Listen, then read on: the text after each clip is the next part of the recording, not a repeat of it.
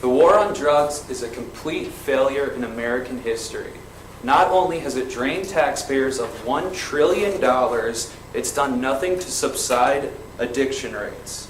If America was to adopt a more liberal drug policy and decriminalize small possessions of drugs, there would be numerous benefits to society. There are some things I'm passionate about that don't affect me directly. I've never been exploited by the corrupt legal system we have in the United States, but millions of Americans have. With a better system in place, we can do more to curb drug use and lower addiction rates. Let's start by learning of the economic and social problems with the war on drugs. The war on drugs has led America to be the leading country with prisoners.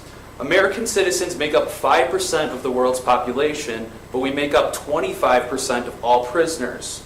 Almost half the people that are in state penitentiaries are serving time for non-violent offenses. According to the American Civil Liberty Union, ever since the start of the war on drugs 30 years ago, the prison population has increased by 700%. Not only is this taking people away from their families, it's also making it hard for them to find jobs once they're back into society. This is a huge social issue that is affecting millions of families, but it's also an economic issue as well. According to the Drug Policy Alliance, the war on drugs cost us around $51 billion a year. The 30 years the war on drugs has been in place, taxpayers have spent $1 trillion to combat drug crime. Decriminalization and possession of drugs and having options for people to pay fines or go to rehabilitation centers instead of spending time in jail would not only be better for addicts, but it would save the taxpayers money. Now that we know the financial and economic burdens of the war on drugs, let's see what other countries have come up with to combat drug use. The leading country in drug reform is Portugal. In 2001, they decriminalized all drugs. Portugal was met with many skeptics when they decided to make this decision. But after a decade and a half, the research has shown this was a great humanitarian effort. Not only did Portugal not see any rise in drug use, adolescent drug use actually dropped. Portugal also helped hand out clean needles and provide spaces for addicts to use drugs around medical professionals. This has caused overdoses to drop dramatically and also for HIV and AIDS rates to drop as well. The United Nations has actually commended Portugal, saying that not only has drug tourism not increased in Portugal, but that drug problems have actually been reduced. The Czech Republic has followed Portugal's lead, and in 2010, they decriminalized all drugs, making it a fine or rehabilitation instead of a criminal record. Once again, the Czech Republic saw no rise in drug use after 2010. Now that we've talked about some things other countries are trying, let's talk about why America's approach is so unethical. The approach to arrest drug addicts and not give them the help they need takes them away from their family and is completely unethical. The system itself targets minorities 10 times as much as it does whites. As this shows, 1 in every 15 black males aged 18 or older is incarcerated. In general, this is a system that exploits the poor and the weak. This is a system that arrests people with serious drug problems and doesn't provide them the help they need. The United States government, the department, the DEA, and our justice system has failed us. We need to do better as a society to help drug addicts and not throw these people's futures away. The intention of the government should be to help its citizens and not hinder them. In conclusion, the war on drugs is an abysmal failure. It has taken advantage of the poor, the weak, and the unfortunate. It is time for serious drug reform in this country so we can advance as a society. Thank you.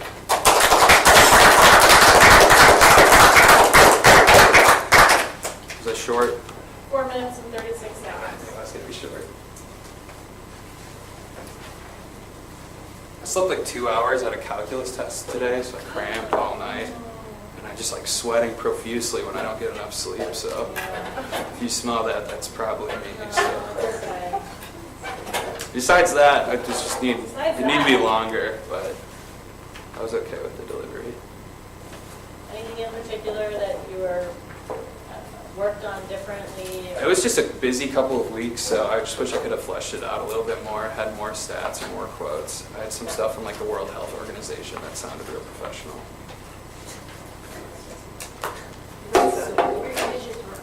Yeah. Yep. Usually visual aids, Facts.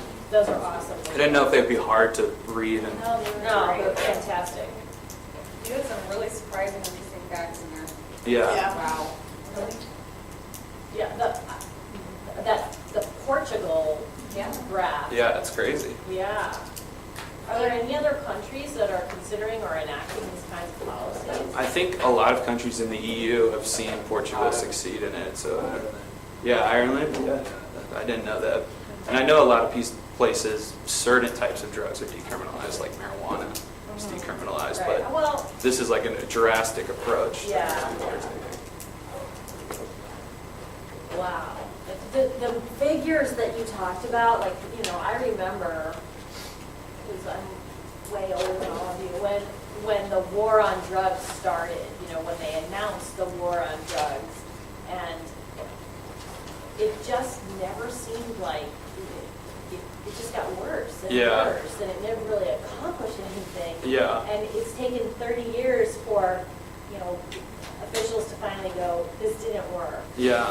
And look at all this money we've spent and all these lives that have been, forever changed, these families that are because Yeah. somebody, possession or intent to sell, whatever, The sad part is people making money off of it too. Government contractors building Private prisons and profiting off of Yeah, this. well, it's a whole industry. Yeah, it's a private industry too. The government's paying private companies. Yeah. But who's paying those bills? Those of us who aren't in jail. Yeah, I know. And are out, we're paying those bills. Yeah, Yeah. it's sad. I feel like you should teach history. Yeah. Thanks. It's getting better. This has actually helped. This class has actually helped. And you have great enthusiasm Yeah. and I just need to shout or else I'll freak out. So The home delivery was really good. Yeah. I like when people shout. I'm You've like, shown okay, an I'll improvement, listen. like significant improvement. thank you. Yeah. Thank you. and for somebody who only slept 2 hours, boy, we gotta Yeah. we got Seriously. Yeah, you did. That's impressive. Thank you. You're. I couldn't think of what the DEA stood for. I know now. Drug Enforcement Agency. I was like, department? Oh, that's not right. And then I stopped. Like, we're going right past that. Drug enforcement. I was department. Yeah, I was like, don't That was laugh. good, it's Yeah. improvement. I guess what you could do in terms of, fleshing it out a little more would be, maybe what's happening, right now it's happening sort of on a state by state level. As, Right. Marijuana is being decriminalized. Yeah. And that might be sort of like a little crack in it that it's. Right. Might be changing. The thing that we'll need to change too is that we'll need so much more room in treatment facilities. Right, We will exactly. need- And we will need to support that science. Yeah. Because it's really hard for people who come to the ER even, who want to get placed in treatment. Yeah.